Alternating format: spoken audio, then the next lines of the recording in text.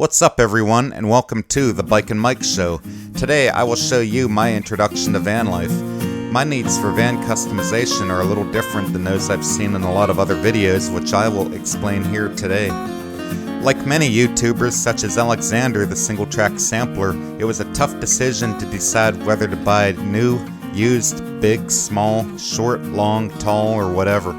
My needs being that I am not going to live for extended periods of time in my van, and because I am cheap, I opted for the low budget route for a starter project. Basically, I want the ability to haul my bikes and gear in these Pennsylvania winters without getting road salt all over the brakes, and have a place to lay my head on weekend adventures to moderately distant trail locations.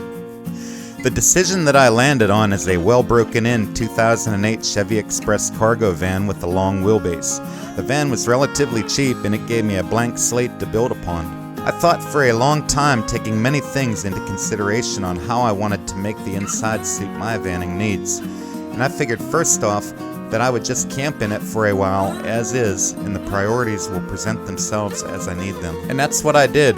I went on several outings over the summer, some of which I slept on an inflatable bed on the floor, others I just slept in a zero-gravity lounge chair inside the van. This obviously presented a need for a bed, and definitely I need places to put my gear and stuff, so that is what I will be focusing on first. I will be posting more van build videos in the future, as this will be a multiple part series. If you found this video helpful, please click the thumbs up, subscribe, and share this video with your friends.